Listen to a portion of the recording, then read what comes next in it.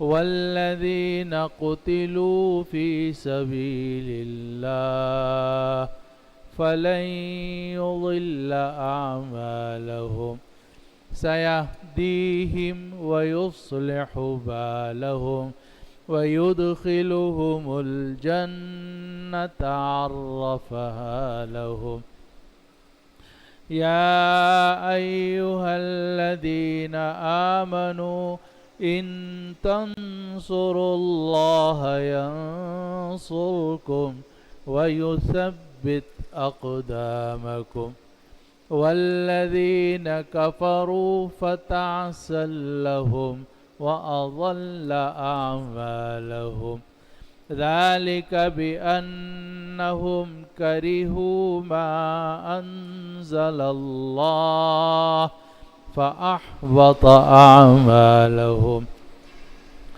أفلم يسيروا في الأرض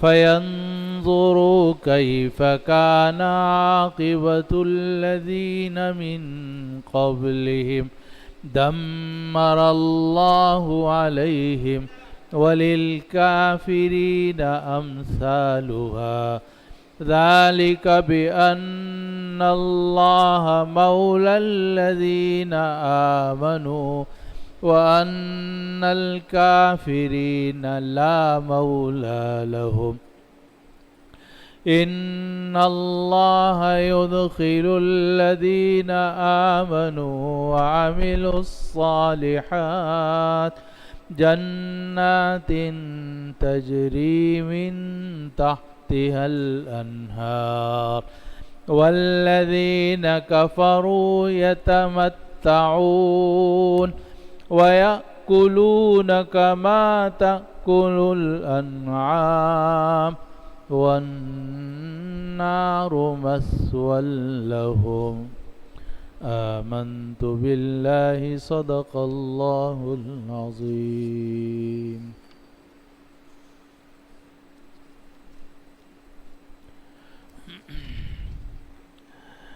جن لوگوں نے کفر کیا اور انہوں نے اللہ کے راستے سے لوگوں کو روکا، اللہ نے ان کے اعمال کو گم کر دیا، اور جو لوگ ایمان لائے اور نیک اعمال کیے اور ایمان لائے اس قرآن پر جو محمد پر نازل کیا گیا ہے، اور حال یہ ہے کہ یہی دین حق ہے ان کے پروردگار کی طرف سے، تو اللہ تعالیٰ نے ان کی برائیاں دور کر دیں اور ان کے حال کی اصلاح کر دی. یہ اس وجہ سے کہ جو کافر لوگ ہیں انہوں نے باطل کی پیروی کی، اور جو ایمان والے ہیں انہوں نے اپنے رب کی طرف سے آئے ہوئے حق کی پیروی کی. اسی طرح اللہ لوگوں کے لیے ان کی مثالیں ذکر کرتا ہے. جب تمہارا کافروں سے مقابلہ ہو تو ان کی گردن مارو، یہاں تک کہ جب ان کو ان کی طاقت کچل دو تو ان کی گرفتاری مضبوط کر دو، پھر اس کے بعد یا تو احسان رکھ کر یا فدیہ دے کر معاملہ ختم کرو، یہاں تک کہ جنگ اپنا بوجھ رکھ دے، یہاں تک کہ جنگ اپنے ہتھیار رکھ دے. یہ بات تو ہو گئی، اور اگر اللہ چاہتا تو اللہ خود ان سے انتقام لے لیتا، لیکن اللہ تم میں سے بعض کو بعض کے ساتھ آزمانا چاہتا ہے. اور جن لوگوں کو اللہ کے راستے میں شہید کیا گیا، اللہ تعالی ہرگز ان کے اعمال کو ضائع نہیں ہونے دے گا. اللہ ان کو راستہ دکھائے گا، ان کے حال کو درست کر دے گا اور انہیں جنت میں داخل کرے گا، وہ جنت جس کی انہیں پہچان کروا دی گئی ہے. اے ایمان والو، اگر تم اللہ کی مدد کرو گے اللہ تمہاری مدد کرے گا اور تمہیں ثابت قدم رکھے گا. اور جن لوگوں نے کفر کیا ان کے لیے منہ کے بل گرنا ہے، اور اللہ نے ان کے اعمال کو گم کر دیا. یہ اس وجہ سے کہ انہوں نے اللہ کے کیے ہوئے احکامات کو ناپسند کیا، تو اللہ نے ان کے اعمال کو بیکار کر دیا. کیا ان لوگوں نے زمین میں سفر نہیں کیا تو یہ دیکھتے کہ کیا انجام ہوا ان لوگوں کا جو ان سے پہلے تھے. اللہ نے ان کے اوپر ہلاکت ڈال دی، اور کافروں کے لیے ایسی ہی مثالیں ہیں۔ یہ اس وجہ سے کہ اللہ ایمان والوں کا مددگار ہے اور کافروں کا کوئی مددگار نہیں ہے۔ بے شک اللہ ایمان والوں کو داخل کرتا ہے، بے شک اللہ داخل کرتا ہے ان لوگوں کو جو ایمان لائے اور جنہوں نے نیک اعمال کیے، ایسے باغات میں جن کے نیچے نہریں بہہ رہی ہیں۔ اور یہ جو کافر لوگ ہیں یہ خوب مزے اڑاتے ہیں اور اس طریقے سے کھاتے ہیں جیسے مویشی کھاتے ہیں، اور آگ ان کا ٹھکانہ ہے۔ یہ ان آیات مبارکہ کا ترجمہ جو آج کی مجلس میں تلاوت کی گئی ہیں، اور یہ سورہ محمد کی، جس کا دوسرا نام سورۃ القتال ہے اور جس کا تیسرا نام سورۃ الذین کفروا ہے، اس کی ابتدائی 12 آیات ہیں جو آج کی مجلس میں تلاوت کی گئی ہیں۔ اللہ سبحانہ و تعالی نے درس قرآن کے سلسلے کا دوبارہ آغاز کیا ہے، اور شعبان کے وسط میں یا آخر میں یہ سلسلہ بند ہوتا ہے۔ رمضان المبارک میں اس مسلسل درس قرآن کی تعطیل ہو جاتی ہے، اور پھر شوال میں ہم یہ درس قرآن دوبارہ شروع کرتے ہیں۔ لیکن اس مرتبہ غیر ملکی سفر پیش آ گیا تو 3 ہفتے وہاں لگ گئے، جس کی وجہ سے شوال کے پہلے 3 ہفتوں میں درس قرآن نہیں ہو سکا۔ اب اللہ تعالیٰ کے نام سے، اللہ تعالیٰ کے فضل و کرم سے آج سے اس درس کا آغاز کیا جا رہا ہے، جو ہر ہفتے کے دن شنبے کے دن عصر سے لے کر مغرب تک اس جامع مسجد میں کیا جاتا ہے۔ اور یہ درس آج سے تقریباً 7-8 سال پہلے سن 1433 ہجری میں، محرم سن 1433 ہجری میں شروع ہوا تھا، اور سورۃ الکہف سے شروع کیا تھا۔ اور دل کی تکلیف اس وقت میری بڑی ہوئی تھی، آج کل تو کچھ کم ہے، تو اس وقت یہ خیال ہوا تھا کہ سورۃ الکہف اور جو معروف صورتیں ہیں ان کا درس قرآن میں دے دوں جب تک کہ زندگی ہے، لیکن اللہ تعالیٰ نے آپ حضرات کی دعاؤں کی برکت سے مزید مجھے زندگی عطا فرمائی، تو سورۃ الکہف، پھر سورہ مریم، اور پھر سورہ طٰہٰ، اور اسی طرح یہ سلسلہ چلتا رہا یہاں تک کہ 15ویں سپارے کے نصف سے شروع ہوا تھا، اور آج الحمدللہ 26ویں سپارے کے پاؤ سے سورہ محمد شروع کی جا رہی ہے۔ اللہ سبحانہ و تعالی اپنے فضل سے مزید ہمت عطا فرمائے، اور اللہ تعالی اس ناکارہ پر فضل فرمائے، اور اپنے فضل و کرم سے اس قرآن مجید اس درس قرآن میں قرآن مجید کی تکمیل فرما دے۔ اللہ تعالیٰ کی رحمت سے کوئی بعید نہیں ہے، مجھے تو یہ بھی امید نہیں تھی کہ یہ 10 سپارے میں کر سکوں گا، لیکن اللہ تعالیٰ نے 10 سپارے الحمدللہ کرا دیے ہیں۔ 1/3 قرآن ہو گیا ہے اور 2/3 قرآن باقی ہے۔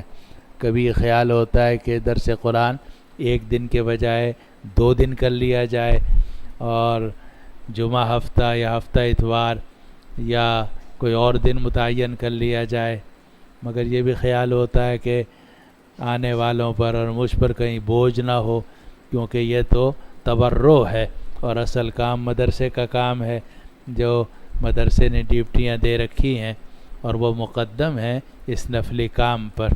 بہرحال اللہ تعالیٰ اپنے فضل و کرم سے اس درس کے اندر پورے قرآن مجید کی تکمیل کروا دے، اور اپنی رضا کے مطابق بیان کرنے کی توفیق عطا فرمائے، آمین یا رب العالمین۔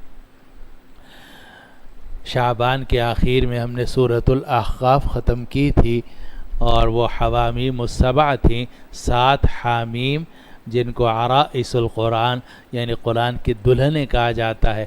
7 صورتیں ہیں مسلسل جن کے شروع میں حامیم حامیم حامیم آتا ہے، ان کو سبع الحوامیم بھی کہا جاتا ہے، اور ان کو عرائس القرآن یعنی قرآن کی دلہنیں یعنی خوبصورت صورتیں بھی کہا جاتا ہے۔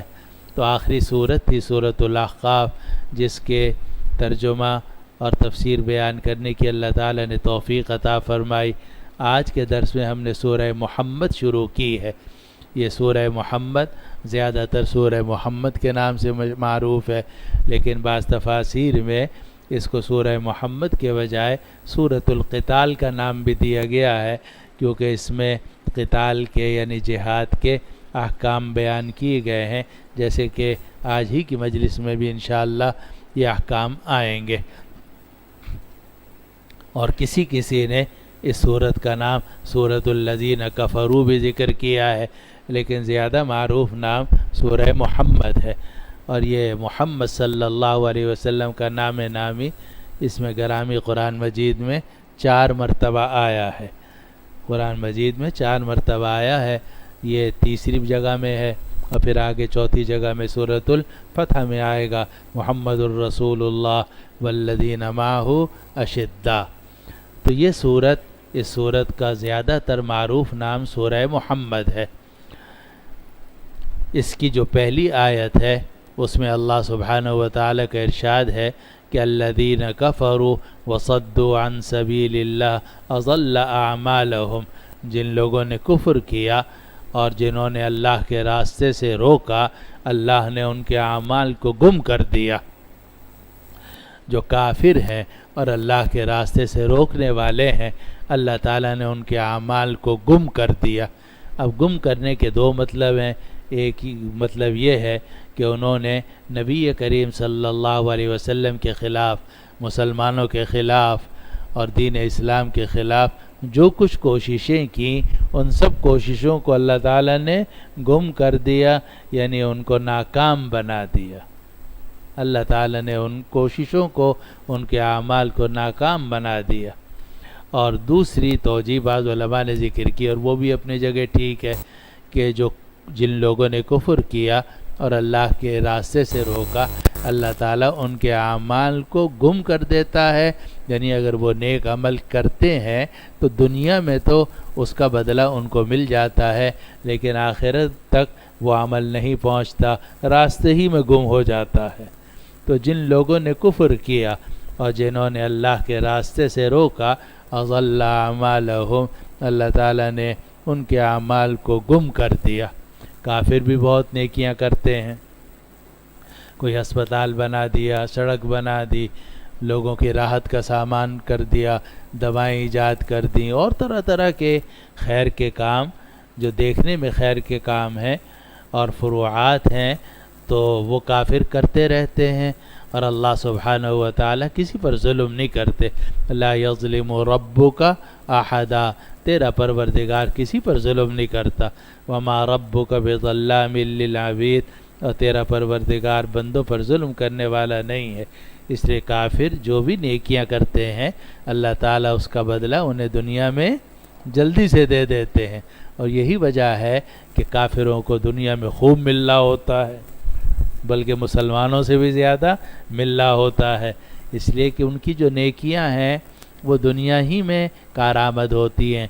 اللہ تعالیٰ دنیا ہی میں ان کی نیکیوں کی وجہ سے ان کو دنیا میں اچھی، یعنی دنیاوی اعتبار سے بہتر زندگی عطا کر دیتا ہے۔ اور مسلمانوں کا معاملہ یہ ہے کہ مسلمان جس کی اللہ تعالیٰ نے مغفرت کرنی ہو، اس کو جو کچھ وہ غلطیاں کرتا رہتا ہے، اس غلطیوں کی سزا اسے دنیا ہی میں ملتی رہتی ہے۔ کبھی یہ چوٹ لگ گئی، کبھی یہ ناکامی ہو گئی، کبھی یہ پریشانی ہو گئی، کبھی یہ دکھ ہو گیا، کبھی افسوس ہو گیا۔ تو یہ جو مختلف مشکلات پیش آتی ہیں، ان کی وجہ سے مسلمانوں کے گناہ معاف ہوتے رہتے ہیں۔ اسی لیے اس دنیا میں کافروں کو دیکھنے میں نعمتیں زیادہ نظر آتی ہیں اور مسلمانوں کو نعمتیں کم نظر آتی ہیں، اور وجہ اس کی یہی ہے کہ کافر جو کچھ نیکیاں کرتے ہیں دنیا ہی میں اس کا بدلہ اللہ تعالیٰ ان کو عطا فرماتے ہیں، کیونکہ اللہ تعالیٰ کسی کی نیکی کو ضائع نہیں کرتے۔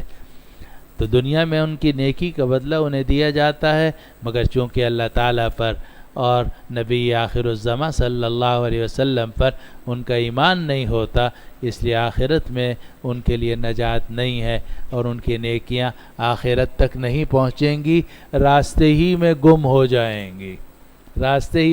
جائیں گی، یعنی دنیا ہی میں ان کا بدلہ ان کو مل جائے گا۔ اس کو فرمایا الذین کفروا وصدوا عن سبیل اللہ، جن لوگوں نے کفر کیا اور اللہ کے راستے سے روکا، اضل اعمالہم، اللہ تعالیٰ نے ان کے اعمال کو گم کر دیا، گم کر دیا یعنی دنیا ہی میں اس کا بدلہ ان کو دے دیا، آخرت تک وہ اعمال نہیں پہنچیں گے۔ ایک حدیث میں جو بخاری، مسلم اور کئی جگہ آئی ہے، اس میں نبی کریم صلی اللہ علیہ وسلم نے فرمایا کہ کافر کی مثال صنوبر درخت کی طرح ہوتی۔ صنوبر درخت بڑا مضبوط ہوتا ہے، جڑ بھی اس کی مضبوط ہوتی ہے، اوپر تک کھڑا ہوتا ہے، شان ہوتی ہے صنوبر کے درخت کی۔ فرمایا کہ کافر کی مثال صنوبر درخت کی طرح ہے، اور مومن کی مثال کھیت کی کچی شاخ کی طرح ہے۔ تفیء الرياح وتعدله مرة، کہ ہوائیں اس شاخ کو کبھی جھکا دیتی ہیں، کبھی پھر سیدھا کر دیتی ہیں۔ آپ نے شاخ دیکھی ہوگی، پتلی سی ہے، اس کے اوپر گندم لگی ہوئی ہے اور باجرہ لگا ہوا ہے، جو اب وہ جناب شاخ ہلتی رہتی ہے، ذرا سی ہوا چلی ادھر ہو گئی، ذرا سی ہوا چلی بھی ادھر ہو گئی، تو صنوبر کھڑا رہتا ہے، اور مسلمان جو ہے کی طرح دائیں بائیں حرکت میں رہتا ہے۔ آگے نبی کریم صلی اللہ علیہ وسلم نے فرمایا پھر اللہ تعالیٰ اس کافر کو اکھاڑتا ہے، صنوبر کے درخت کو جب اکھاڑتا ہے تو ایک ہی مرتبہ اکھاڑ دیتا ہے، پھر اس کے بعد کبھی نہیں لگتا وہ۔ تو یہ مثال ہے جو اللہ سبحانہ و تعالیٰ نے یہاں بھی ذکر کی، اور نبی کریم صلی اللہ علیہ وسلم نے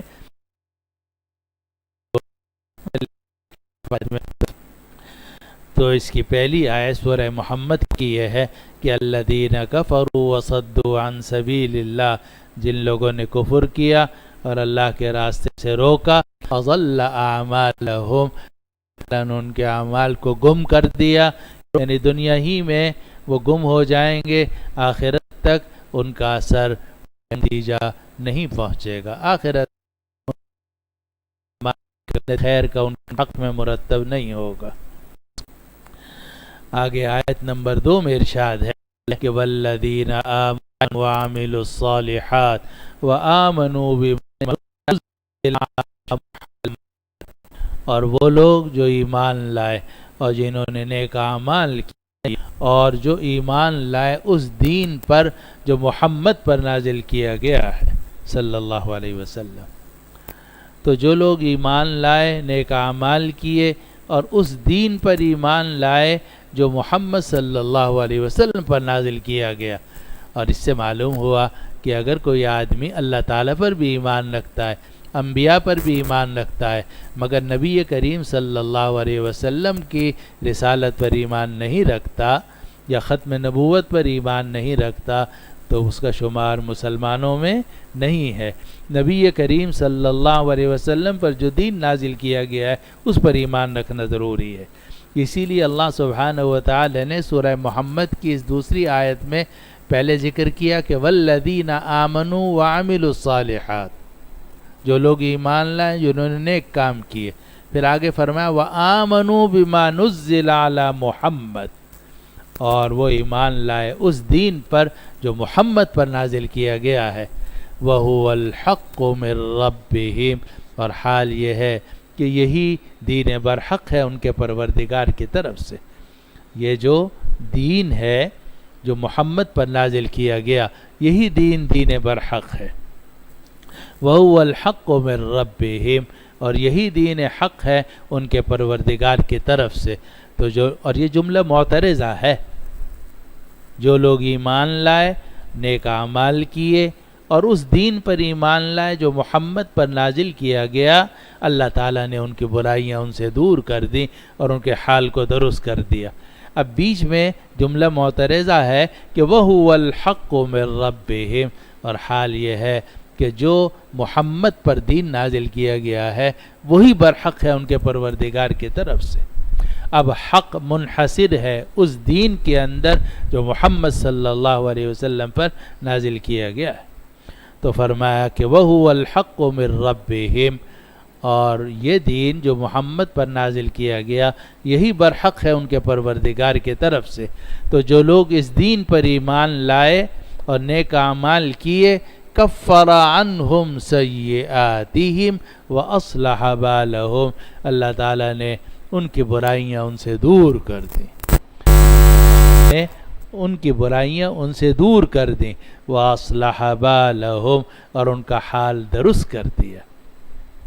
پہلے فرض کیجئے کہ صحابہ تھے رضوان اللہ علیہم اجمعین، ان میں سے بہت کئی وہ تھے جو بتوں کی عبادت کرتے تھے، گناہوں میں مبتلا ہوئے، بلکہ ایسے صحابہ بھی ہیں جنہوں نے مسلمانوں کے خلاف جنگیں کی، بلکہ ایسے صحابہ بھی ہیں جنہوں نے صحابہ کو شہید کیا کافروں کی طرف سے جنگ میں شریک ہو کر.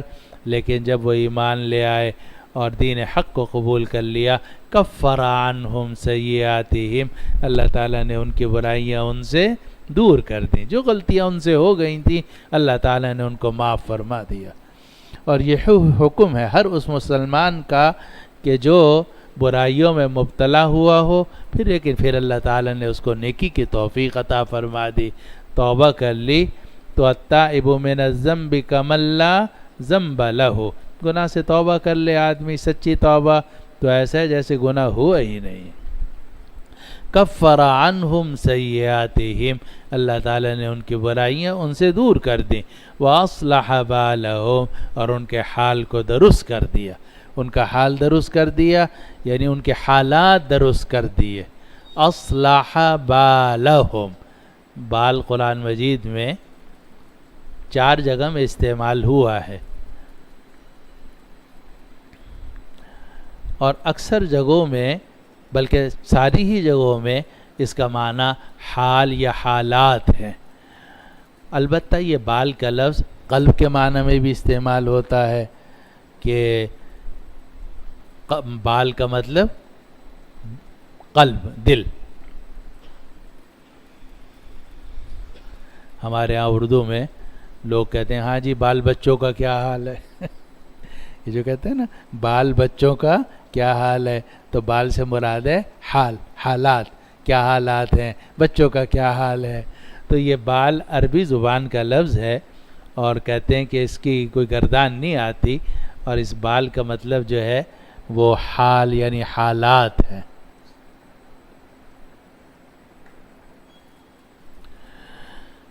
اللہ اکبر کبیرن کبیرن کبیرن کبیرا.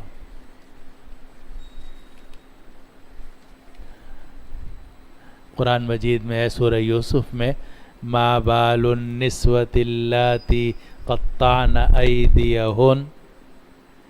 اسی طرح سورہ طٰہٰ میں بھی یہ لفظ آتا ہے.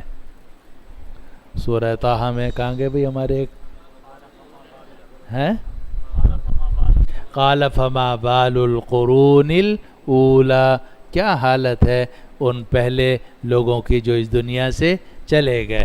تو یہ بال کا لفظ قرآن مجید میں سورہ یوسف میں بھی آیا ہے، سورہ طٰہٰ میں بھی آیا ہے، اور سورہ محمد میں یہاں 2 جگہ ہے، اور دونوں جگہوں میں اس سے حال مراد ہے. تو یہاں ہے قرآن نے فرمایا وَأَصْلَحَ بَالَهُمْ، اللہ تعالیٰ نے ان کے حالات کی اصلاح کر دی. چنانچہ جب آدمی ایمان لاتا ہے توبہ کرتا ہے اللہ تعالیٰ اس کے حالات کی اصلاح کر دیتا ہے، دنیا بھی اس کی درست ہو جاتی ہے، آخرت بھی درست ہو جاتی ہے. دنیا میں بھی اس کو دل کا وہ سکون نصیب ہوتا ہے جو کافر کو نصیب نہیں ہوتا، اور قبر اور آخرت تو ویسے ہی درست ہو جاتی ہے. آگے آیت نمبر 3 میں اللہ سبحانہ و تعالیٰ کا ارشاد ہے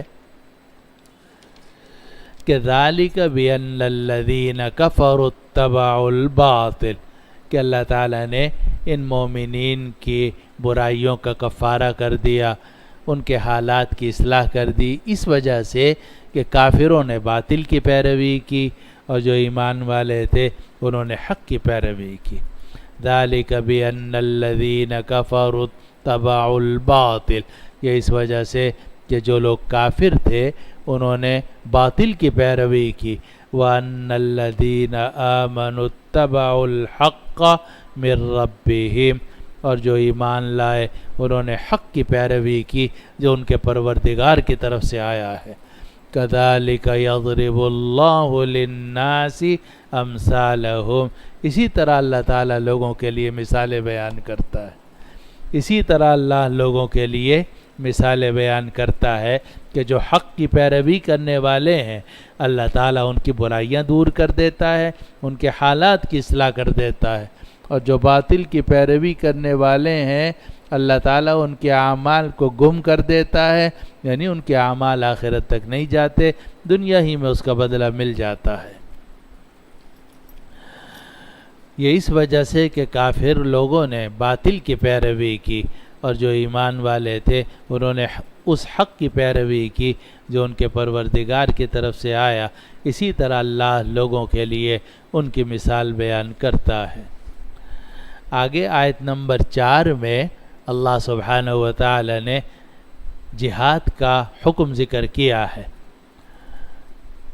اور چونکہ اس آیت میں آیت نمبر 4 میں سورہ محمد کی آیت نمبر 4 میں جہاد کا، قتال کا اور قیدیوں کا ذکر ہے، اسی سے علماء نے فرمایا کہ سورہ محمد مدنی سورت ہے اور جو مدینہ منورہ میں نازل ہوئی ہے، کیونکہ نبی کریم صلی اللہ علیہ وسلم جب تک مکہ مکرمہ میں تھے تو جہاد کا حکم نازل نہیں ہوا تھا۔ مدینہ پاک جب آپ منتقل ہو گئے تو 1 سال گزرنے کے بعد جہاد کا حکم نازل ہوا تھا، سفر سن 2 ہجری میں۔ تو سورہ محمد کی اس آیت نمبر 4 میں ارشاد ہے کہ فَإِذَا لَقِيتُمُ الَّذِينَ كَفَرُوا فَضَرْبَ الرِّقَابِ، جب تمہارا کافروں سے مقابلہ ہو تو ان کی گردنیں مارو، حَتَّى إِذَا أَثْخَنْتُمُوهُمْ، یہاں تک کہ جب تم ان کی حرکتوں کو کچل دو، فَشُدُّوا الْوَثَاقَ، تم ان کی گرفتاری کو مضبوط کر دو، مضبوطی سے انہیں گرفتار کر لو، فَإِمَّا مَنًّا بَعْدُ، پھر یا تو احسان رکھ کر ان کو چھوڑ دو، وَإِمَّا فِدَاءً، یا فدیہ لے کر ان کو چھوڑ دو، حَتَّى تَضَعَ الْحَرْبُ أَوْزَارَهَا، یہاں تک کہ جنگ اپنے ہتھیار رکھ دے، یعنی یہ لوگ اپنے ہتھیار زمین پر رکھ دیں۔ تو اس آیت میں اللہ سبحانہ و تعالی نے یہ حکم دیا کہ جب مقابلہ ہو، جہاد ہو، تو جہاد میں قتال ہوتا ہے، اور قتال کا مطلب مارنا ہوتا ہے۔ کوئی بھی جنگ ہو، چاہے جہاد ہو چاہے جنگ ہو، اگر جہاد مسلمانوں کا ہوگا تو ظاہر ہے مسلمان کا جہاد ہوگا کافروں کے ساتھ، تو بھی ان کی کوشش یہ ہوگی کہ وہ ہمیں مار دیں، اور ہماری پوری کوشش یہ ہوگی کہ ہمارا داؤ پہلے لگے اور ہم ان کی گردن اڑا دیں، اس کے علاوہ کوئی راستہ نہیں ہے۔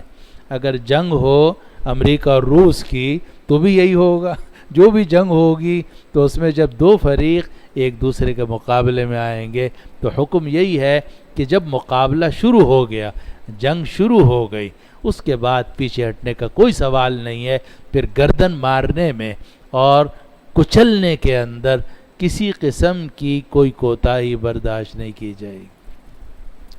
نبی کریم صلی اللہ علیہ وسلم کی حدیث ہے جو تمام صحاح میں، صحاح 6 میں آئی ہے کہ نبی کریم صلی اللہ علیہ وسلم نے فرمایا لا تتمنوا لقاء العدو، دشمن سے مقابلے کی تمنا مت کرو، یہ تمنا مت کرو کہ لڑائی ہو جائے، لڑائی ہو جائے، یہ بری تمنا ہے، اچھی بات نہیں ہے، کیونکہ جب لڑائی ہوتی ہے وہ خوفناک ہوتی ہے، دہشت والی ہوتی ہے، گردن اڑانے والی ہوتی ہے، اس وقت میں آدمی کا جمنا آسان نہیں ہوتا، اس لیے نبی کریم صلی اللہ علیہ وسلم نے فرمایا لا تتمنوا لقاء العدو، دشمن سے مقابلے کی تمنا مت کرنا۔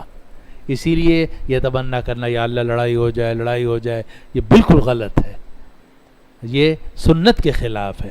نبی کریم صلی اللہ علیہ وسلم نے منع فرمایا لا تتمنوا لقاء العدو، لیکن فرمایا کہ جب مقابلہ ہو جائے پھر ڈٹ جاؤ، دشمن سے مقابلے کی تمنا مت کرو، لیکن فَإِذَا لَقِيتُمُ الْعَدُوَّ، لیکن جب دشمن سے ملاقات ہو جائے پھر پیچھے ہٹنے کا کوئی سوال نہیں، اب تو ڈٹنا ہوگا، ہر حالت میں اس فتنے کو کچلنا ہوگا۔ اس کو فرمایا فَإِذَا لَقِيتُمُ الَّذِينَ كَفَرُوا فَضَرْبَ الرِّقَابِ، جب تمہارا کافروں سے مقابلہ ہو. یہ لقیہ یلقا کے معنی ہے ملاقات ہونا. ایک ملاقات ہوتی ہے دوست کی دوست سے، ایک ملاقات ہوتی ہے رشتہ دار کی رشتہ دار سے، ایک ملاقات ہوتی ہے دشمن کے دشمن سے. تو دونوں ملاقاتوں میں زمین آسمان کا فرق ہے. تو جب دشمن کی دشمن سے ملاقات ہوتی ہے تو اس کو کہا جاتا ہے مقابلہ. ویسے لفظی ترجمہ کریں گے تو ترجمہ یہ ہوگا کہ جب تمہاری کافر لوگوں سے ملاقات ہو. لیکن یہ ملاقات سے یہ دوستانہ ملاقات مراد نہیں ہے، بلکہ جنگ کی ملاقات مراد ہے کہ جب تمہارا کافروں سے مقابلہ ہو فضرب الرقاب، تو گردنیں ماری جائیں گی، گردنیں ماری جائیں گی. ان کی کوشش یہ ہوتی ہے کہ ہماری گردن مار دیں، اور ہماری کوشش یہ ہوتی ہے کہ ہم ان کی گردن مار دیں. حتی اذا اسخنتموہم، یہاں تک کہ جب تم ان کی طاقت کو کچل دو. اسخنا یسخنو، اسخان کا بعض علماء نے ترجمہ کیا کہ جب خوب خون بہا دو، بعض لوگوں نے ترجمہ کیا خوب قتل کر دو، اور بعض لوگوں نے ترجمہ کیا کہ جب طاقت کچل دو.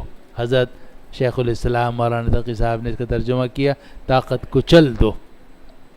اور اصل میں اسخان یہ سخین سے نکلا ہے، اور سخین جو ہے یہ مائع اور سیال کے مقابلے میں استعمال ہوتا ہے.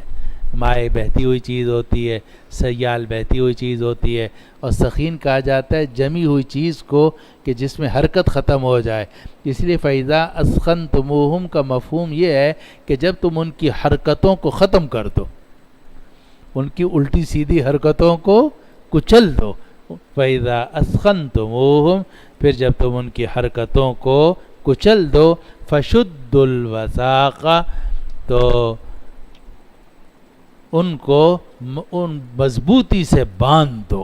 شدو باندھو، وثاق گرفتاری اور قید، مضبوطی سے ان کو قید کر لو.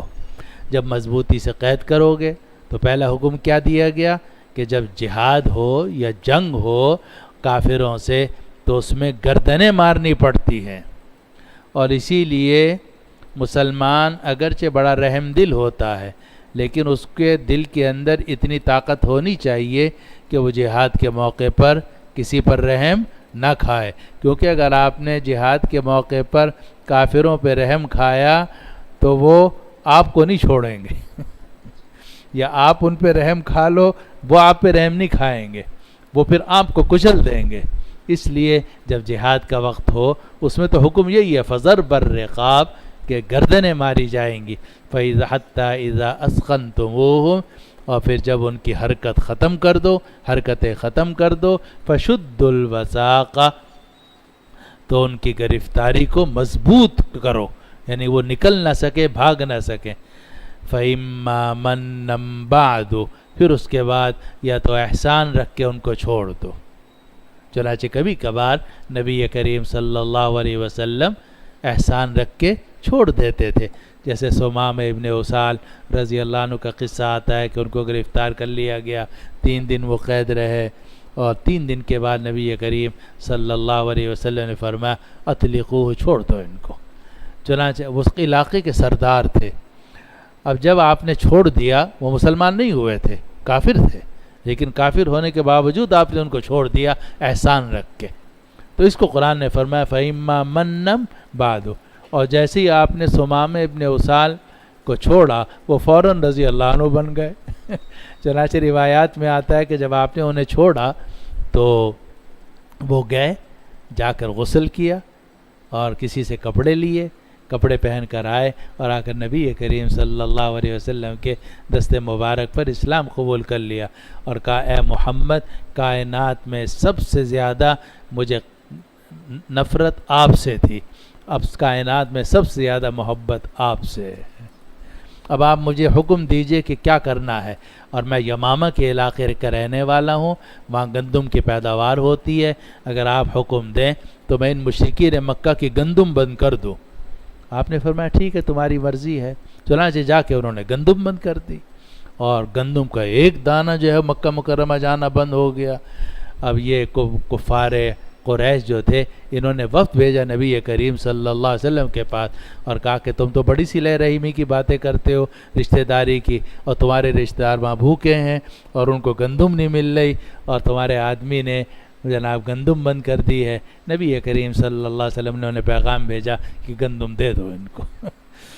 تو بات یہ چل رہی ہے کہ فَإِمَّا مَنًّا بَعْدُ، یا تو اس کے بعد احسان رکھ کے ان کو چھوڑ دو، وَإِمَّا فِدَاءً، یا فدیہ دے کے چھوڑ دو، یا فدیہ دے کے چھوڑ دو، فدیہ لے کر۔ پھر فدیہ بھی دو قسم کا ہو سکتا ہے، یا تو پیسے لے کر یا قیدیوں کا تبادلہ کر کے، جیسے نبی کریم صلی اللہ علیہ وسلم نے ابو العاص کو گرفتار کیا غزوہ بدر کے اندر، جو آپ کے داماد تھے۔ آپ نے فرمایا کہ میں تمہیں چھوڑ دوں گا اس شرط کے ساتھ کہ تم جو مسلمان عورت تمہارے پاس ہے یعنی میری بیٹی، اس کو چھوڑ دو۔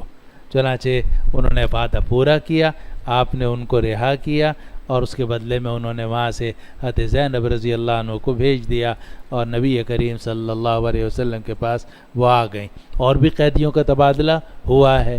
تو قرآن نے فرمایا فَإِمَّا مَنًّا بَعْدُ وَإِمَّا فِدَاءً، پھر یا تو احسان رکھ کے اس کے بعد چھوڑ دو، وَإِمَّا فِدَاءً، یا ان سے فدیہ لے لو۔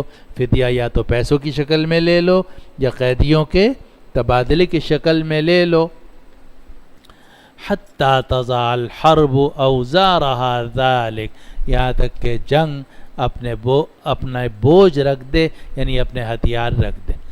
البتہ ایک بات سمجھیے کہ یہاں قرآن مجید نے دو چیزیں ذکر کی ہیں کہ یا تو قید کرنے کے بعد ان کو احسان رکھ کے چھوڑ دو، یا یہ کہ ان سے فدیہ لے کر ان کو چھوڑ دو، مالی فدیہ یا مسلمان قیدیوں کا تبادلہ کر کے۔ لیکن اس کے علاوہ بھی دو صورتیں ہیں۔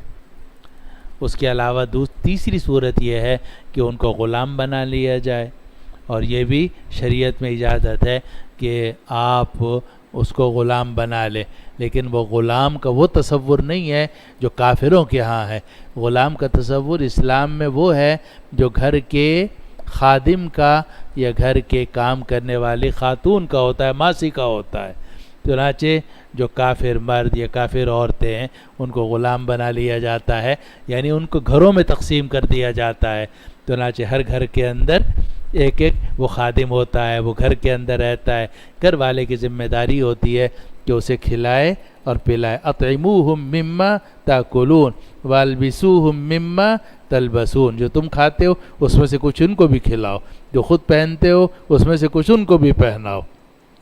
اور پھر وہ گھر کے کام کر دیتے ہیں، اور پھر وہ قصہ دیکھتے رہتے ہیں مسلمانوں کے، یہ نماز کس طرح پڑھ رہے ہیں، تلاوت کس طرح کر رہے ہیں۔ چنانچہ جوں وقت گزرتا ہے وہ جو غلام ہے مسلمان ہو جاتے ہیں۔ پھر اس کے بعد ترغیب دی گئی کہ زیادہ سے زیادہ غلاموں کو آزاد کرو۔ چنانچہ اس طریقے سے اسلامی معاشرہ ایک اچھا معاشرہ بن جاتا ہے، اور جو کافر تھے وہ مسلمان ہو جاتے ہیں اور وہ گھروں میں تقسیم ہو جاتے ہیں۔ اور یہ بھی دیکھیے کہ اگر اتنے سارے قیدی، فرض کیجئے کہ 90,000 قیدی ہوں، 70,000 قیدی ہوں، ان کو آپ جیلوں میں بند کریں تو کیا نتیجہ نکلے گا؟ وہ تو جیلیں اول تو اتنی بنانا، پھر ان کو اس کے اندر رکھنا، پھر ان کو کھلانا پلانا، کیا اس سے بہتر نہیں ہے کہ گھروں میں تقسیم کر دیا جائے اور ہر گھر میں ایک ایک آدمی رہے، اور وہ ان کا خیال بھی رکھے، خدمت بھی کرے، اور وہ ان کو کھلائیں اور پلائیں۔ تو اللہ سبحانہ وتعالی نے تیسری صورت جو تجویز کی ہے وہ ہے استرقاق کی، یعنی غلام بنا لیا جائے۔ کتنی صورتیں ہو گئیں؟ 3، منن، فداءن، استرقاق۔ اور چوتھی صورت ہے جس کو سورہ توبہ میں ذکر کیا گیا کہ حتی یعطوا الجزیۃ عن ید وہم صاغرون، کہ نہ ان کو قید کیا جائے، نہ ان کو غلام بنایا جائے، بلکہ ان کو ذمہ بنا دیا جائے، اور ان سے کہا جائے کہ بھئی تم سال میں 12 درہم دے دینا، اور یہ تمہیں ٹیکس دینا ہوگا بیت المال کو، اور تمہاری جان مال آبرو کی ذمہ داری ہماری ہے۔ اس کو کہا جاتا ہے ذمی، ان کو ذمی بنا دیا جاتا ہے، اور جزیہ ان کے اوپر لازم کر دیا جاتا ہے جس کی مقدار 12 درہم ہوتی ہے، جو کچھ بھی نہیں ہے کہ سال میں 12 درہم وہ بیت المال کو ادا کرتے۔ تو 4 صورتیں ہو گئیں، اما منن، اما فداءن، اما استرقاقا، اور چوتھی صورت ہے حتی یعطوا الجزیۃ عن ید وہم صاغرون۔ اب یہ چاروں صورتیں ہیں، یہاں 2 صورتیں ذکر کی گئی ہیں، اور باقی جو 2 صورتیں ہیں وہ قرآن مجید میں دوسرے مقامات پر مذکور ہیں۔ لیکن اس کی ضرورت ان چاروں صورتوں کی کب تک ہوگی؟ جب تک جنگ چل رہی ہے۔ لیکن جب جنگ ختم ہو جائے تو قرآن کہتا ہے کہ یہ ساری صورتیں آپ اس وقت استعمال کرو گے جب تک جنگ چل رہی ہے، لیکن حتی تضع الحرب اوزارها، یہاں تک کہ جنگ اپنے بوجھ رکھ دے۔ اور جنگ اپنے بوجھ سے رکھنے سے مراد یہ کہ اہل جنگ اپنے ہتھیار زمین پر رکھ دیں۔ اگر وہ سرنگو ہو جائیں، ہتھیار آپ کو دے دیں، جسے آپ کہتے ہیں استسلام، کہ جناب سر تسلیم خم کر دیا، ہتھیار انہوں نے رکھ دیے، اب آپ نہ انہیں قتل کر سکتے ہیں، اور اگر جنگ ختم ہو چکی ہے پھر آپ راہ چلتے آدمی کو نہ قتل کر سکتے ہیں نہ غلام بنا سکتے ہیں، کیونکہ یہ جو قتل کرنا ہے فضرب الرقاب، یا گرفتار کرنا ہے یا غلام بنانا ہے، یہ صرف جنگ کی حالت میں ہے۔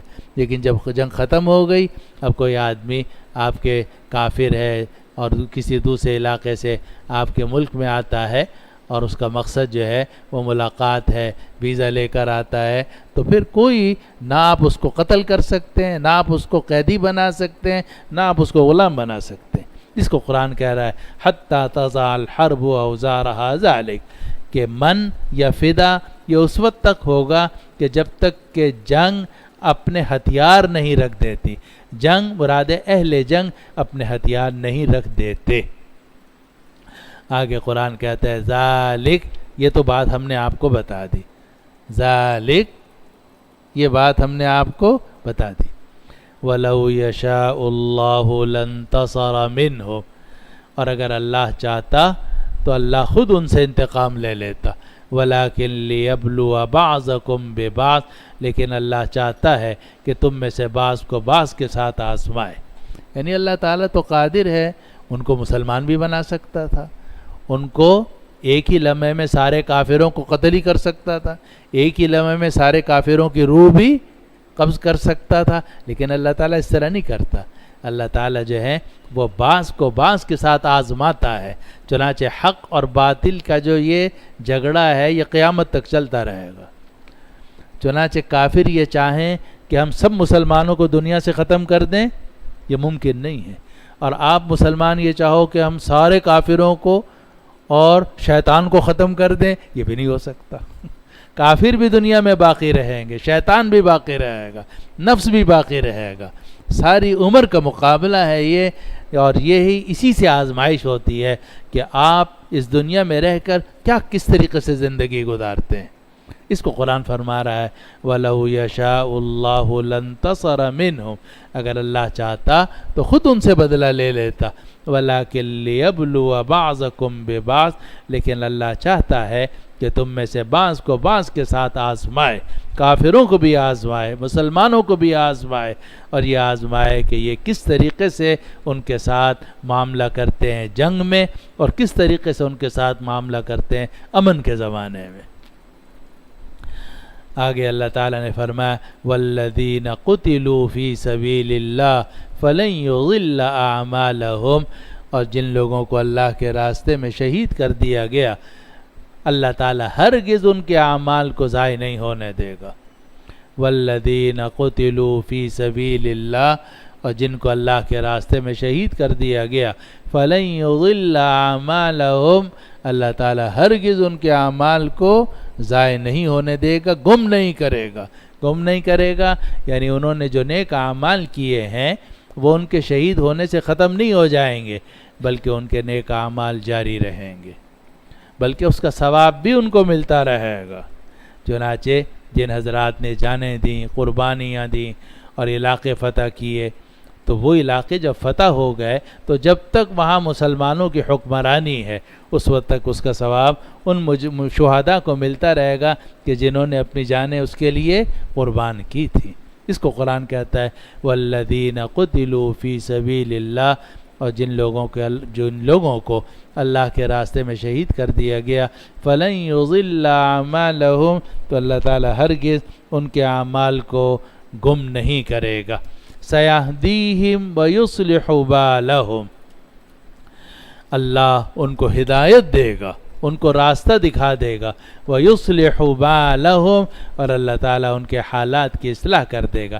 یعنی جن لوگوں نے کافروں کے خلاف جہاد کیا، اب ان میں سے کچھ شہید ہو گئے اور کچھ زندہ ہیں، تو جو شہید ہو گئے ان کا عمل ہرگز ضائع نہیں ہوگا، بلکہ جس علاقے میں انہوں نے جہاد کیا ہے اس علاقے کی جو کچھ فتوحات ہیں ان سب کا ثواب ان شہداء کو ملتا رہے گا. اور جو دنیا میں باقی رہ گئے، سیہدیہم ویصلح بالہم، اللہ تعالیٰ ان کو ہدایت دے گا اور ان کے حال کی اصلاح کر دے گا. یعنی یا غازی یا شہید، شہید کے لیے جنت، اور جو غازی ہیں اللہ تعالیٰ ان کو ہدایت دے گا، ان کے حالات کی اصلاح کرے گا. آگے آیت نمبر 6 میں فرمایا وَيُدْخِلُهُمُ الْجَنَّةَ عَرَّفَهَا لَهُمْ، اور اللہ تعالیٰ انہیں جنت میں داخل کر دے گا جس جنت کی اللہ نے ان کو پہچان کروا دی ہے. اللہ ان کو جنت میں داخل کرے گا اور وہ جنت ان کے لیے معرفہ ہوگی، نکرہ نہیں ہوگی. اللہ نے اس جنت کی ان کو پہچان کروا دی ہے. چنانچہ علماء نے اور تفسیر لکھی اور حدیث میں بھی اس کا ذکر آتا ہے کہ آدمی جب جنت میں جائے گا، اللہ تعالیٰ ہم سب کو اپنے فضل و کرم سے جنت بلا حساب و کتاب جنت میں جانے کی توفیق عطا فرمائے، نصیب فرمائے. تو وہاں آپ کو یہ تلاش نہیں کرنا پڑے گا بھئی دیکھنا میری جنت کہاں ہے میرا کمرہ کون سا ہے. کمرہ تو نہیں، وہ تو پوری جنت ہے. آپ اتریں گے جہاں بھی ہوں گے اور سیدھے چلتے چلے جائیں گے، آپ کو پتہ ہے کہ میری جنت وہ رہی سامنے تو اس کو قرآن کہتا ہے کہ یدخلہم الجنت عرفہا لہم، ویدخلہم الجنت عرفہا لہم، اور اللہ ان کو جنت میں داخل کرے گا. اس جنت کی اللہ نے ان کو پہچان کروا دی ہے.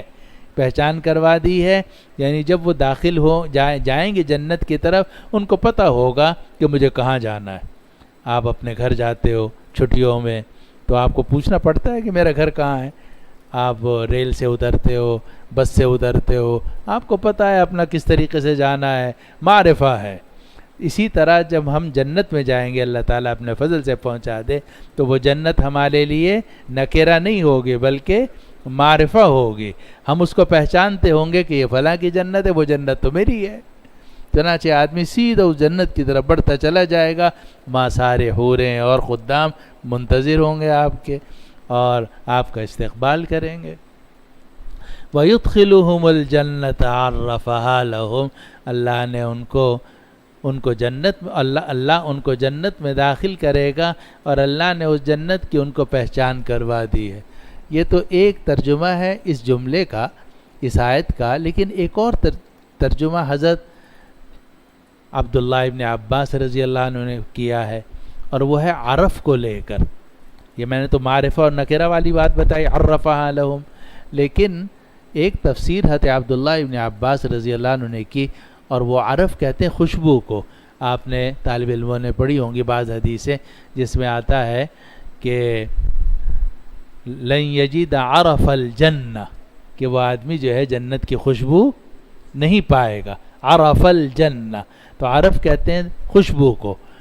تو عرفہا لہم کی تفسیر حضرت عبداللہ ابن عباس نے یہ کی ہے کہ جنت کو ان کے لیے مہکا دیا گیا ہے. جنت کو ان کے لیے مہکا دیا گیا ہے. یعنی جب آپ جنت کی طرف بڑھیں گے تو ایسی خوشبوئیں آ رہی ہوں گی، جنت مہکی ہوئی ہوگی کہ آپ کا دل باغ باغ ہو جائے گا کہ اللہ تعالی نے کیسے میرے لیے جنت تیار کی ہے. وَيُدْخِلُهُمُ الْجَنَّةَ عَرَّفَهَا لَهُمْ، اور اللہ ان کو جنت میں داخل کرے گا اور اللہ نے وہ جنت ان کے لیے مہکا دی ہے. آگے آیت نمبر 7 میں فرمایا یا ایھا الذین آمنوا ان تنصروا اللہ ینصرکم، اے ایمان والو اگر تم اللہ کی مدد کرو گے اللہ تمہاری مدد کرے گا. وَيُثَبِّتْ أَقْدَامَكُمْ، اور اللہ تعالیٰ تمہارے قدموں کو جما دے گا. اے ایمان والو اگر تم اللہ کی مدد کرو گے اللہ تمہاری مدد کرے گا. اے ایمان والو اگر تم اللہ کی مدد کرو گے اللہ تمہاری مدد کرے گا. اور اللہ کی مدد سے مراد کیا ہے؟ اللہ کے دین کی مدد. جو آدمی اللہ کے دین کے لیے کھڑا ہوتا ہے، اللہ کے دین کی مدد کرتا ہے، اللہ تعالیٰ اس کی مدد فرماتے ہیں. من کان للہ کان اللہ لہ، جو اللہ کا ہو جاتا ہے اللہ اس کا ہو جاتا ہے. یا ایھا الذین آمنوا ان تنصروا اللہ، اے ایمان والو اگر تم اللہ کی مدد کرو گے، ینصرکم، اللہ بھی تمہاری مدد کرے گا، ویثبت اقدامکم، اور تمہاری قدموں کو جما دے گا. معلوم ہوا کہ جب دین کی خدمت کی جاتی ہے اللہ کے دین کی، تو اس میں مشقتیں تو آتی ہیں. چاہے جہاد ہو اس میں بھی مشقت ہوگی، تبلیغ ہو اس میں بھی مشقت کا سامنا کرنا پڑتا ہے، طالب علمی ہو اس میں بھی مشقت کا سامنا کرنا پڑتا ہے، رشتہ داروں کے ساتھ دینی معاملات کرنے پڑیں اس میں بھی تکلیفوں کا سامنا کرنا پڑتا ہے. بازار میں، دفتروں میں جائیں وہاں بھی رشوت، کرپشن، حرام خوری، کام چوری، پتہ نہیں کیا کچھ ہے، ان سب کا مقابلہ کرنا پڑتا ہے آدمی کو دین پر ثابت قدم. لیکن اگر آدمی کوشش کرے اور اللہ کے دین کی مدد کرے، اللہ کے دین کے احکام کو مضبوطی سے تھام لے، اللہ تعالیٰ بھی اس کی مدد کرتا ہے، اس کے قدموں کو جما دیتا ہے. اے ایمان والو اگر تم اللہ کی مدد کرو گے اللہ تمہاری مدد کرے گا، وَيُثَبِّتْ أَقْدَامَكُمْ، اور اللہ تعالیٰ تمہارے قدموں کو جما دے گا. آگے آیت نمبر 8 میں فرمایا وَالَّذِينَ كَفَرُوا فَتَعْسَلْ لَهُمْ وَأَضَلَّ أَعْمَالَهُمْ، اور جن لوگوں نے کفر کیا وہ منہ کے بل گریں گے اور اللہ نے ان کے اعمال کو گم کر دیا.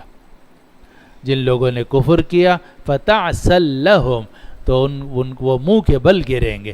تعیسا یتعسو کے معنی ہوتے ہیں منہ کے بل گرنا. مشکات میں بھی ہے تعیسا وانتکسا، تعیسا عبد الدینار و عبد الدرہم، دینار کا بندہ درہم کا بندہ منہ کے بل گرے، تباہ ہو جائے. نبی کریم صلی اللہ علیہ وسلم نے بددعا دی کہ تعیسا عبد الدینار والدرہم وَإِذَا شِيكَ فَلَن تُقِشَ، یہ گرے کوئی اٹھانے والا اس کو نہ ہو، اس کو کانٹا چبھے تو نکالنے والا کوئی نہ ہو. نبی کریم صلی اللہ علیہ وسلم نے بددعا دی کہ جو دینار و درہم کا بندہ ہو. اور میں ساتھیوں سے کہتا ہوں ایک ہوتا ہے دینار و درہم کا بندہ، ایک ہوتا ہے دینار و درہم کا مالک. دونوں میں زمین آسمان کا فرق ہے. ایک ہے روپے پیسے کا غلام، ایک ہے روپے پیسے کا مالک.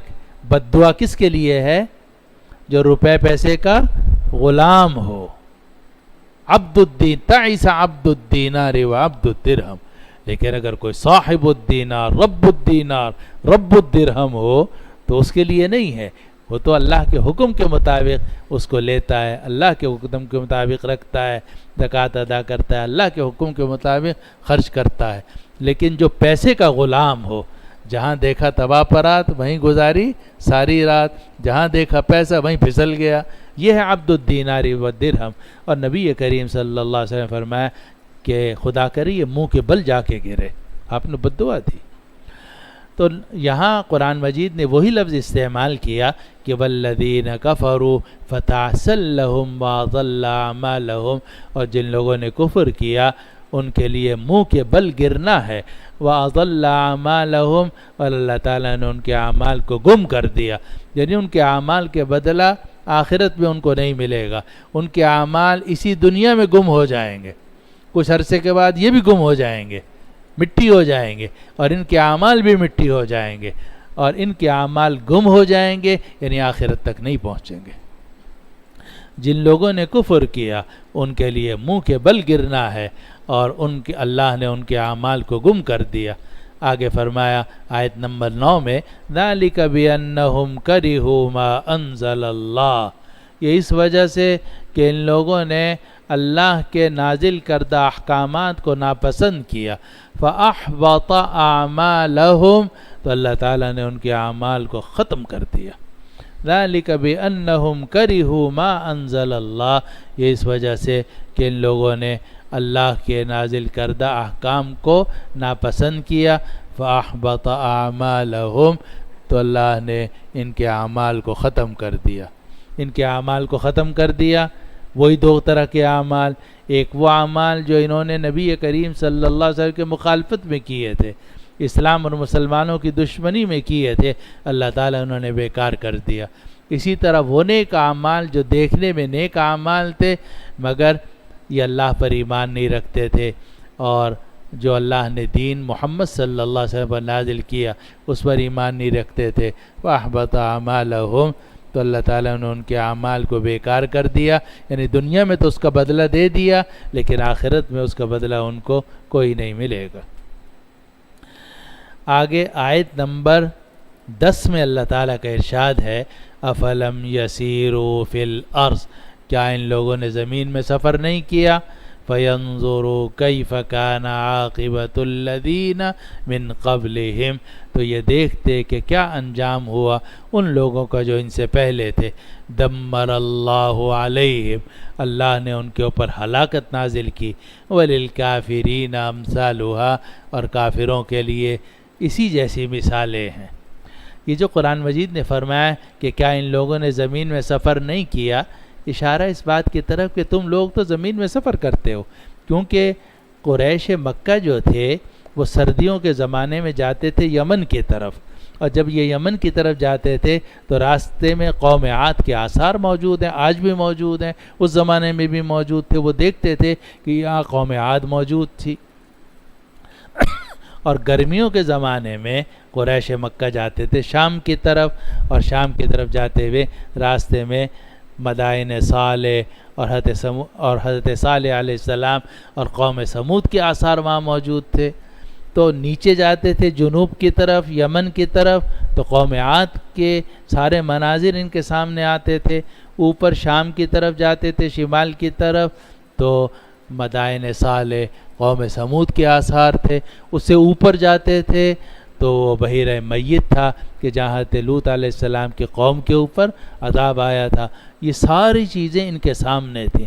تو اللہ تعالیٰ نے فرمایا افلم یسیروا فی الارض، کیا ان لوگوں نے زمین میں سفر نہیں کیا؟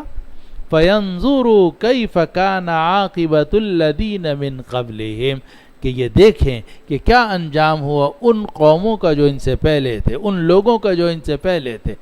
دمر اللہ علیہم، اللہ نے ان کو ہلاک کر دیا، اللہ نے ان کو مٹا دیا۔ وَلِلْكَافِرِينَ أَمْثَالُهَا، اور کافروں کے لیے اسی جیسی مثالیں ہیں۔ پرانے زمانے میں جو قومیں تھیں پوری کی پوری مٹ جاتی تھیں، لیکن اللہ تعالیٰ نے اس امت محمدیہ پر یہ احسان فرمایا کہ یہ پوری کی پوری کبھی نہیں مٹے گی۔ نبی کریم صلی اللہ علیہ وسلم کی برکت سے، آپ کے ختم نبوت کی برکت سے قیامت تک یہ امت باقی رہے گی۔ البتہ یہی ہے کہ کبھی کافر غالب، کبھی مسلمان غالب، کسی علاقے میں کافر، کسی علاقے میں مسلمان۔ حق و باطل کی یہ آویزش چلی آ رہی ہے اور قیامت تک چلتی جائے گی۔ کیا ان لوگوں نے زمین میں سفر نہیں کیا کہ یہ دیکھتے کہ کیسا انجام ہوا ان لوگوں کو جو ان سے پہلے تھے؟ اللہ نے ان کے اوپر ہلاکت ڈال دی، اور کافروں کے لیے اسی جیسی مثالیں ہیں۔ ذَلِكَ بِأَنَّ اللَّهَ مَوْلَى الَّذِينَ آمَنُوا، یہ اس لیے کہ اللہ مددگار ہے ایمان والوں کا۔ وَأَنَّ الْكَافِرِينَ لَا مَوْلَى لَهُمْ، اور کافروں کا کوئی مددگار نہیں۔ مسلمانوں کو کیسی ڈھارس دی گئی کہ تم اکیلے نہیں ہو، دیکھنے میں تو تم اور کافر ہو۔ کافر بسا اوقات دنیاوی ساز و سامان کے اعتبار سے بہت زیادہ ہوتے ہیں، مسلمان کم ہوتے ہیں، لیکن اللہ تعالیٰ نے فرمایا کہ یہ جو اللہ تعالیٰ کافروں کو برے انجام سے دوچار کرتا ہے، ذَلِكَ بِأَنَّ اللَّهَ مَوْلَى الَّذِينَ آمَنُوا، یہ اس وجہ سے کہ اللہ مددگار ہے ایمان والوں کا۔ وَأَنَّ الْكَافِرِينَ لَا مَوْلَى لَهُمْ، اور کافروں کا کوئی مددگار نہیں ہے اور اللہ تعالیٰ ان کی مدد نہیں کرتا۔ ذَلِكَ بِأَنَّ اللَّهَ مَوْلَى الَّذِينَ آمَنُوا، یہ اس وجہ سے کہ اللہ مددگار ہے ایمان والوں کا۔ وَأَنَّ الْكَافِرِينَ لَا مَوْلَى لَهُمْ، اور کافروں کا کوئی مددگار نہیں۔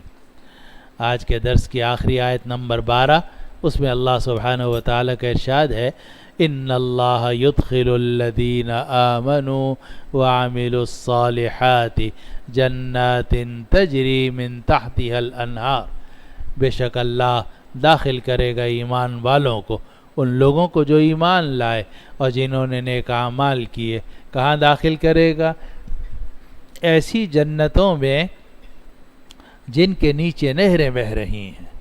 ان اللہ یدخل الذین آمنوا وعملوا الصالحات، بے شک اللہ داخل کرے گا ایمان والوں کو اور ان لوگوں کو جنہوں نے نیک کام کیے، ایسے باغات میں، ایسی جنتوں میں تجری من تحتی الانہار کہ جن کے نیچے نہریں بہہ رہی ہیں۔ اور فرمایا آگے والذین کفروا یتمتعون، اور یہ جو کافر ہیں یہ خوب مزے اڑاتے ہیں، وَيَأْكُلُونَ كَمَا تَأْكُلُ الْأَنْعَامُ، اور اس طرح کھاتے ہیں جیسے مویشی کھاتے ہیں، وَالنَّارُ مَثْوًى لَهُمْ، اور آگ ان کا ٹھکانہ ہے۔ اب اس آیت میں کے دو حصے ہیں۔ پہلے حصے میں اللہ سبحانہ وتعالی نے مومنین کا ذکر کیا کہ جو ایمان لائے اور جنہوں نے نیک اعمال کیے ان کو کیا ملے گا؟ جنت۔ ان کو کیا ملے گا؟ جنت ملے گی۔ اور اگلی جو جملہ ہے اس میں کافروں کا ذکر کیا، اور کافروں کے بارے میں یہ بتایا کہ یہ دنیا میں بڑے مزے سے ڈٹ کے کھاتے ہیں، اور اتنا کھاتے ہیں، اس طرح کھاتے ہیں جیسے کہ بیل کھاتا ہے۔ والذین کفروا یتمتعون، اور یہ جو کافر ہیں وہ خوب مزے اڑاتے ہیں، وَيَأْكُلُونَ كَمَا تَأْكُلُ الْأَنْعَامُ، اور یہ کھاتے ہیں جیسا کہ مویشی کھاتے ہیں، وَالنَّارُ مَثْوًى لَهُمْ، اور آگ ان کا ٹھکانہ ہے۔ قرآن مجید نے اس 12 نمبر کی آیت کے 2 حصے کر کے عجیب بات بتا دی کہ مومنین کو دنیا میں تھوڑی بہت تنگی ترشی کا سامنا کرنا ہی پڑتا ہے۔ جیسے میں پہلے بھی آپ کو حدیث سنا چکا ہوں کہ مومن کی مثال کھیت کی کچی شاخ کی طرح ہے، کبھی ادھر جھک جاتی ہے، کبھی ادھر جھک جاتی ہے۔ اور کافر جو ہے اس کو دنیا میں خوب نوازا جاتا ہے، چنانچہ کافروں کے بارے میں فرمایا کافر لوگ خوب مزے اڑاتے ہیں، وَيَأْكُلُونَ كَمَا تَأْكُلُ الْأَنْعَامُ، اور وہ کھاتے ہیں جیسا کہ مویشی کھاتے ہیں، وَالنَّارُ مَثْوًى لَهُمْ، اور آگ ان کا ٹھکانہ ہے۔ تو مومنوں کے لیے جنت ہے، اور وہیں ان کے لیے راحت کا سامان ہے۔ اور اسی کو نبی کریم صلی اللہ علیہ وسلم نے فرمایا الدنیا سجن المؤمن و جنت الکافر، یہ دنیا مومن کے لیے قید خانہ ہے، یہاں کچھ نہ کچھ تکلیف مسلمانوں کو رہتی ہے، و جنت الکافر، یہ دنیا کافروں کے لیے جنت ہے۔ یہاں مجھے ایک واقعہ یاد آتا ہے، وہ بڑی کام کی بات ہے۔ حضرت مولانا ابو الحسن علی ندوی رحمۃ اللہ علیہ نے لکھا کہ جب بیعت عقبہ ثانیہ ہوئی اور 72 انصار نے نبی کریم صلی اللہ علیہ وسلم کے ہاتھ پر بیعت کی اور یہ کہا کہ آپ مدینہ آ جائیے، ہم آپ کو کا دفاع کریں گے، تو وہاں حضرت عباس بھی آ گئے تھے۔ تو حضرت عباس نے اس وقت تک اپنے ایمان کو ظاہر نہیں کیا تھا، تو حضرت عباس نے ان انصار سے کہا کہ تم میرے بھتیجے محمد کو لے کر جا رہے ہو، تمہیں معلوم ہے اس کا کیا نتیجہ نکلے گا؟ سارے عرب تمہارے مخالف ہو جائیں گے، کیونکہ جب قریش کے لوگ مخالف ہوں گے، اور قریش جو ہیں وہ تمام قبائل عرب میں ممتاز قبیلہ، تو سارے قبائل تمہارے خلاف ہو جائیں گے، تم سب سے کیسے دشمنی کرو گے؟ کہا جی ہم اپنے بیوی بچوں سے بڑھ کر حضور کی حفاظت کریں گے، ہم اپنے بیوی بچوں سے بڑھ کر حضور کی حفاظت کریں گے۔ نبی کریم صلی اللہ علیہ وسلم نے بھی فرمایا کہ تم مجھے لے کر جانا چاہتے ہو مدینہ، لیکن تمہیں معلوم ہے کہ اس کے کیا نتائج نکلیں گے؟ کہا جی ہم راضی ہیں، ہم اپنے بیوی بچوں سے بڑھ کر آپ کی حفاظت کریں گے اور جان مال آپ کے اوپر قربان کریں گے۔ تو حضرت مولانا ابو الحسن ندوی رحمۃ اللہ علیہ فرمایا کہ اس موقع پر انصار نے ایک بات کہی تھی۔ انصار نے کہا کہ یا رسول اللہ ہم آپ کو لے جائیں گے اور جان اپنے بیوی بچوں سے بڑھ کر، اپنی جان سے بڑھ کر آپ کی حفاظت کریں گے، لیکن یہ بتائیے کہ ہمیں کیا ملے گا؟ ہم لے کے جائیں گے آپ کو، اپنی جان مال آپ کے اوپر قربان کریں گے، بتائیے ہمیں کیا ملے گا؟ تو مولانا ابو الحسن ندوی رحمۃ اللہ نے فرمایا کہ اگر اس وقت میں نبی کریم صلی اللہ علیہ وسلم یہ فرماتے کہ تمہیں قیصر و کسریٰ کے خزانے ملیں گے، تو یہ کہہ سکتے تھے؟ نہیں کہہ سکتے تھے، کہہ سکتے تھے، لیکن آپ نے یہ رخ پہ صحابہ کو نہیں ڈالا. جب انہوں نے پوچھا ہمیں کیا ملے گا، آپ نے ایک ہی بات فرمایا جنت ملے گی. یہ نہیں فرمایا کہ قیصر و کسریٰ کے خزانے ملیں گے، حالانکہ آپ نے پیشین گوئیاں کی تھیں کہ قیصر و کسریٰ کے خزانے تمہارے قدموں میں ہوں گے، لیکن آپ نے صحابہ کو یہ تعلیم دی کہ تم نے جو دین کی خدمت کرنی ہے وہ اس لیے نہیں کرنی کہ دنیا کی کوئی چیز ہمیں ملے، تم نے خدمت کرنی ہے صرف اس لیے کہ اللہ تعالی ہمیں جنت میں پہنچا دے. تو اللہ سبحانہ و تعالی نے یہ سورہ محمد کی جو 12ویں آیت ہے، اس میں بھی جب مسلمانوں کا ذکر کیا تو یہ فرمایا کہ بے شک اللہ داخل کرے گا ایمان والوں کو اور جنہوں نے نیک کام کیے ایسے باغات میں جن کے نیچے نہریں بہہ رہی ہیں. دنیا کا کوئی ذکر نہیں کیا کہ دنیا میں کیا ملے گا یا نہیں. ارے دنیا تو گزر ہی جائے گی، 60-70 سال ہی تو رہنا ہے، کون سا ہمیشہ یہاں رہنا ہے. ویسے ہی آدمی جب 60-70 سال میں پہنچ جاتا ہے اس کو دنیا سے ویسے ہی دل بھر جاتا ہے، چاہتا ہے آگے ہی چلا جائے تو اچھا ہے.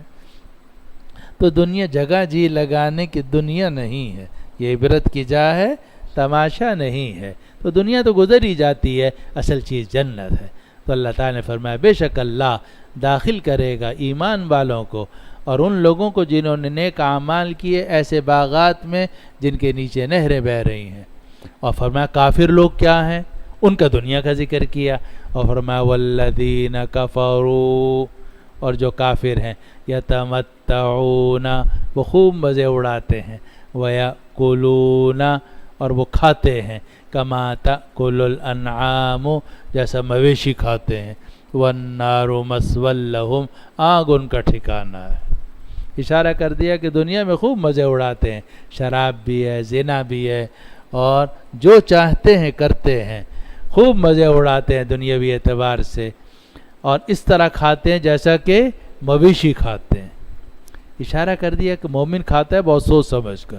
اول تو مومن کو پہلے یہ دیکھنا پڑتا ہے کہ یہ پانی میرے لیے ہے کسی اور کے لیے ہے، سوچنا پڑتا ہے، اور یہ کھانا میرے لیے جائز بھی ہے یا نہیں ہے. پھر جب کھاتا ہے مثلا رمضانی میں، ابھی تو رمضان گزرا ہے، آدمی مغرب کے بعد پیاس بھی بے تحاشا لگی ہوتی ہے، بھوک بھی لگی بھی ہوتی ہے، لیکن پھر بھی آدمی ہاتھ روک کر کھاتا ہے کیونکہ ابھی مغرب کی نماز پڑھنی ہے مغرب کی نماز پڑھنی ہے، پھر آ کے پھر کچھ کھا لیں گے. آدمی مسلمان کبھی بھی ادھا دودھ نہیں کھاتا، مویشیوں کی طرح نہیں کھاتا، اور کافر جب کھاتے ہیں مویشیوں کی طرح کھاتے ہیں، کیونکہ ان کو نہ یہ فکر ہے کہ یہ حلال ہے یا حرام ہے. ہمیں دیکھنا پڑتا ہے کہ یہ مرغی صحیح ذبح ہوئی ہے یا نہیں ہوئی، حلال ہے یا حرام ہے. پھر ہمیں دیکھنا پڑتا ہے اگر حلال بھی ہے تو اتنا کھا لیں کہ ظہر میں نماز میں پہنچ سکے. ایسا نہ ہو کہ فجر میں آپ نے اتنا کھا لیا کہ فجر کی نمازی کے لیے نہ جا سکے، تو وہ کھانا کیسا کھانا ہوا؟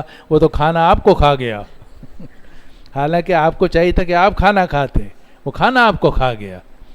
تو مومن جب بھی کھاتا ہے ڈر کے کھاتا ہے، سوچ کے کھاتا ہے کون سی چیز کھانی ہے اور کون سی نہیں کھانی، کتنی کھانی ہے. ابھی مغرب کی نماز پڑھنی ہے، وضو بھی باقی رکھنا ہے تاکہ آرام سے نماز پڑھ سکیں، نفلیں بھی. یہ سب کام بہت ہی سوچ سمجھ کے کرنے پڑتے ہیں. مومن بڑا بیدار مغز ہوتا ہے، کھانے پینے ہر چیز میں بہت احتیاط. پھر مومن یہ بھی دیکھتا ہے کہ یہ جو میں کھاؤں گا یہ میرے لیے مفید ہے یا نقصان دہ ہے. ایسا تو نہیں میں اتنا کھا لوں کہ موٹا ہو جاؤں، اتنا موٹا ہو جاؤں کہ جناب مجھے ویل چیئر پہ لانا پڑے اور خود پیدل میں مسجد بھی نہ جا سکوں. یہ ساری باتیں مومن کو سوچنی پڑتی ہیں. آدمی سوچتا ہے بھئی اب تو میں رکوع کر رہا ہوں، سجدہ کر رہا ہوں، ایسا نہ موٹا ہو جاؤں تو جناب مجھے سجدہ ہی کرنا مشکل ہو جائے گا، رکوع میں جانا ہی مشکل ہو جائے گا. مومن یہ سوچتا ہے، لیکن کافر تو اندھا دھند کھاتا ہے. اس کو قرآن نے فرمایا والذین کفروا، اور جو کافر لوگ ہیں یتمتعون، وہ خوب مزے اڑاتے ہیں، وَيَأْكُلُونَ كَمَا تَأْكُلُ الْأَنْعَامُ، اور وہ کھاتے ہیں جیسا کہ مویشی کھاتے ہیں. اس پر مجھے ایک واقعہ یاد آ گیا کہ وہ حضرت مولانا قاسم صاحب نانوتوی رحمۃ اللہ علیہ کے بڑے مناظرے ہوئے ہیں ہندو پنڈتوں سے بھی اور پادریوں سے بھی. تو ایک ہندو پنڈت تھا، بڑا موٹا تھا سا، اس سے مقابلہ طے ہوا. تو حضرت مولانا قاسم صاحب نانوتوی رحمۃ اللہ علیہ بڑے پتلے دبلے سے اور بڑے اسمارٹ قسم کے بزرگ تھے. تو وہ جناب لوگوں نے شاگردوں نے، بعض شاگرد ایسے ہوتے ہیں نا ذرا بے تکلف سے ہوتے ہیں تو مذاق بھی کر لیتے ہیں. تو ایک شاگرد نے مذاق میں حضرت مولانا قاسم صاحب نانوتوی رحمۃ اللہ علیہ سے عرض کیا کہ حضرت استاد جی وہ سنا وہ تو کھاتا بہت ہے اور مرغی کے مرغی کھا جاتا ہے اور دمبا کھا جاتا ہے، تو اگر کھانے کا مقابلہ ہو گیا تو اس میں کیسے آپ مقابلہ کریں گے؟ تو حضرت مولانا قاسم صاحب نانوتوی رحمۃ اللہ نے فرمایا کہ نہیں، کھانے میں کیوں مقابلہ ہوگا، نہ کھانے میں مقابلہ ہوگا. اسے بھی بند کر دو، مجھے بھی بند کر دو، اسے بھی کھانا نہ دو، مجھے بھی کھانا نہ دو، پھر دیکھو کہ کون زندہ رہتا ہے. فرمایا کہ کھانے کا مقابلہ کرنا ہے تو بیل سے مقابلہ کرو، بیل بہت کھاتا ہے، لیکن اگر نہ کھانے کا مقابلہ کرنا ہے تو بندہ حاضر ہے، اس کو بھی بند کر دو، مجھے بھی بند کر دو، اور جو دونوں کو کھانا مت دو، جو زندہ رہے بس وہ ٹھیک ہے، وہ جیت جائے گا. تو اس کو قرآن کہتا ہے والذین کفروا، جو کافر لوگ ہیں، یتمتعون، وہ خوب مزے اڑاتے ہیں، ویأکلون کما تأکل الانعام، اور وہ کھاتے ہیں جیسے مویشی کھاتے ہیں، والنار مثوی لہم، اور آگ ان کا ٹھکانہ ہے. اور اس سے بڑی بات معلوم ہوئی کہ ہمیں مویشیوں کی طرح نہیں کھانا. اس سے بہت بڑا اصول معلوم ہوا کہ ہم نے کھانا ڈر ڈر کے کھانا ہے، یہ دیکھ کر کہ کھانا حلال ہے یا حرام ہے یا مشکوک ہے. حرام سے بھی بچنا ہے، مشکوک سے بھی بچنا ہے. حدیث میں آتا ہے کسی مسلمان کا مال اس کی خوشی کے بغیر حلال نہیں ہے. ایک آدمی کوئی چیز کھا رہا تھا، مٹھائی وٹھائی، آپ پہنچ گئے، آپ نے سلام کیا، اب سوچا والی صاحب آ گئے، لاؤ ان کو بھی مٹھائی کھلاؤ. اب دل تو اس کا چاہ نہیں رہا تھا، لیکن آپ اس کے پاس جا کے بیٹھ گئے، مجبوراً اس نے مٹھائی کا کچھ حصہ آپ کو بھی دے دیا. آپ نے کہا شکریہ. ارے بھائی یہ شکریہ کیسا، اس نے کوئی طیب خاطر سے تو نہیں دیا، خوشی سے تو نہیں دیا، یہ تو آپ اس کے سر پہ جا کے مسلط ہو گئے، اس نے دے دیا. تو مومن ڈر ڈر کے کھاتا ہے، سوچ سوچ کے کھاتا ہے کہ جو کھانا ہے حلال ہے یا حرام ہے. پھر اگر حلال ہے تو مشکوک تو نہیں ہے، پھر یہ جو آدمی مجھے کھلا رہا ہے یہ خوشی سے کھلا رہا ہے یا ڈر ڈر کے کھلا رہا ہے. میں بھی کہیں جاتا ہوں نا، پہلے دیکھتا ہوں کہ جو میزبان ہے وہ ہمارے کھانے سے خوش ہوگا یا ناراض ہوگا. کیونکہ بعض میزبان ایسے بھی ہوتے ہیں وہ چاہتے ہیں کہ یہ نہ کھائے تو ہم گھر میں کچھ بچ جائے گا، تو میں بھی ڈر کے کھاتا ہوں، تھوڑا سا لے لیا، چکھ لیا، تاکہ اس کا بھی دل خوش ہو جائے اور طیب خاطر بھی اس کی نہ ہو، ختم نہ ہو. تو مومن ڈر ڈر کے کھاتا ہے، اور کافر جو ہے وہ تو مویشیوں کی طرح کھاتا ہے. اس لیے ہمیشہ کھانا ہمیں ڈر کے کھانا چاہیے، اور پھر اتنا کھانا چاہیے کہ جو ہماری صحت کے لیے مفید ہو، اور ہم اس کو کھائیں، نہ یہ کہ وہ کھانا ہمیں کھا جائے بعد میں جا کر اور ہم موٹے ہو جائیں، اتنے موٹے ہو جائیں کہ ہمارے لیے چلنا پھرنا اٹھنا بیٹھنا مشکل ہو جائے. تو قرآن نے فرمایا والذین کفروا، اور جو کافر ہیں، یتمتعون، وہ تو خوب مزے اڑاتے ہیں، ویأکلون کما تأکل الانعام، اور کھاتے ہیں جیسے مویشی کھاتے ہیں، والنار مثوی لہم، اور آگ ان کا ٹھکانہ ہے. ترجمہ ایک مرتبہ پھر سن لیجئے. جن لوگوں نے کفر کیا اور جو انہوں نے اللہ کے راستے سے روکا، اللہ تعالیٰ نے ان کے اعمال کو گم کر دیا. اور جو لوگ ایمان لائے اور جنہوں نے نیک اعمال کیے اور وہ ایمان لائے اس دین پر جو محمد پر نازل کیا گیا، اور حال یہ ہے کہ وہی دین حق ہے ان کے پروردگار کی طرف سے. اللہ تعالیٰ نے ان کی برائیوں کو ان سے دور کر دیا اور ان کے حالات کی اصلاح کر دی. یہ اس وجہ سے کہ جو کافر لوگ ہیں انہوں نے باطل کی پیروی کی، اور جو ایمان والے ہیں انہوں نے حق کی پیروی کی جو ان کے پروردگار کی طرف سے آیا تھا. اسی طریقے سے اللہ لوگوں کے لیے ان کی مثالیں ذکر کرتا ہے. اے ایمان والو، جب تمہارا کافروں سے مقابلہ ہو تو ان کی گردنیں مارو، یہاں تک کہ جب ان کی حرکتیں ختم کر دو تو ان کو مضبوطی سے باندھ دو. پھر اس کے بعد یا تو احسان رکھ کر ان کو چھوڑ دو یا فدیہ لے کر ان کو چھوڑ دو، یہاں تک کہ جنگ اپنے ہتھیار رکھ دے.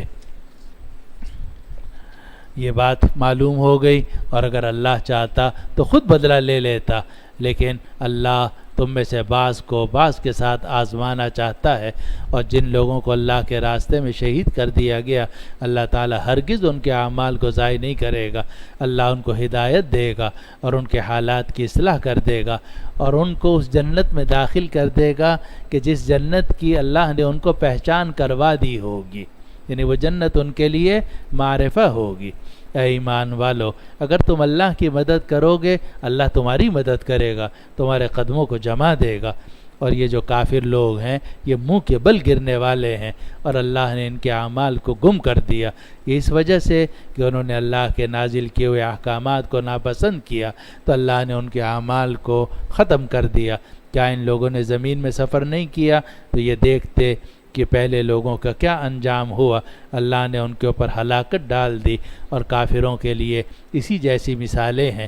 یہ اس وجہ سے کہ اللہ کافر لوگوں کا اس وجہ سے کہ اللہ ایمان والوں کا مددگار ہے اور کافروں کا کوئی مددگار نہیں ہے۔ بے شک اللہ داخل کرے گا ان لوگوں کو جو ایمان لائے اور نیک اعمال کیے ایسے باغات میں جن کے نیچے نہریں بہہ رہی ہیں، اور جن لوگوں نے کفر کیا وہ خوب مزے اڑاتے ہیں اور کھاتے ہیں جیسے کہ مویشی کھاتے ہیں، اور آگ ان کے لیے ٹھکانہ ہے۔ دعا کر لیجیے۔ الحمدللہ رب العالمین والعاقبۃ للمتقین والصلاة والسلام علی سیدنا و شفیعنا و مولانا محمد وعلی آلہ واصحابہ اجمعین۔ سبحانک اللہم و بحمدک، نشہد ان لا الہ الا انت، نستغفرک و نتوب الیک۔ یا اللہ یا ارحم الراحمین، آپ کے پاک نام سے درس قرآن کا سلسلہ دوبارہ شروع کیا گیا ہے۔ یا اللہ اس پڑھنے پڑھانے کو اپنی بارگاہ میں قبول فرما لیجئے۔ یا اللہ اس درس قرآن کے سننے سنانے میں ہماری مدد فرما، حق بات حق طریقے سے حق نیت سے کہنے کی توفیق عطا فرما، حسن تعبیر کی توفیق عطا فرما، قول سدید کی توفیق عطا فرما، قول حسن کی توفیق عطا فرما، قول لین کی توفیق عطا فرما، حکمت اور موعظہ حسنہ کے ساتھ دین کی بات کہنے کی توفیق عطا فرما، سنت کے مطابق قرآن و حدیث کے نصوص کے مطابق بات کہنے کی توفیق عطا فرما۔ یا اللہ یا ارحم الراحمین، ہماری تمام پریشانیاں دور فرما، جو بیمار ہیں انہیں شفا عطا فرما، مریضوں کو صحت عطا فرما، جو زخمی ہیں یا اللہ انہیں بھی شفا اور صحت عطا فرما۔ یا اللہ یا ارحم الراحمین، ہماری تمام جائز حاجتوں کو پورا فرما۔ یا اللہ جو بے روزگار ہیں انہیں حلال روزگار عطا فرما۔ یا اللہ جو بے گھر ہیں اپنے فضل و کرم سے انہیں ذاتی گھر عطا فرما۔ یا اللہ جو بے اولاد ہیں اپنے فضل و کرم سے انہیں اولاد صالح نرینہ عطا فرما۔ یا اللہ بے اولادوں کو اپنے فضل و کرم سے اولاد صالح نرینہ عطا فرما۔ یا اللہ ہماری تمام جائز مرادیں اپنے فضل سے پوری فرما دے۔ یا اللہ تمام جائز مرادیں اپنے فضل و کرم سے اپنے فضل سے ہماری تمام مرادیں پوری فرما دے۔ ربنا ظلمنا انفسنا وَإِن لَّمْ تَغْفِرْ لَنَا وَتَرْحَمْنَا لَنَكُونَنَّ مِنَ الْخَاسِرِينَ۔ یا اللہ ہماری دنیا بھی اچھی فرما، آخرت بھی اچھی فرما۔ ربنا آتنا فی الدنیا حسنہ وفی الآخرۃ حسنہ وقنا عذاب النار۔ اللہم انا نسألک تمام العافیہ ونسألک دوام العافیہ ونسألک الشکر علی العافیہ ونسألک الغنی عن الناس۔ اللہم انا نسألک من خیر ما سألک منہ نبیک سیدنا محمد صلی اللہ علیہ وسلم، ونعوذ بک من شر ما استعاذ منہ عبدک ونبیک سیدنا محمد صلی اللہ علیہ وسلم۔ سبحان ربک رب العزت عما یصفون وسلام علی المرسلین والحمد للہ رب العالمین، وصلی اللہ وسلم وبارک علی حبیبنا وسیدنا وشفیعنا ومولانا محمد وعلی آلہ واصحابہ اجمعین برحمتک یا ارحم الراحمین۔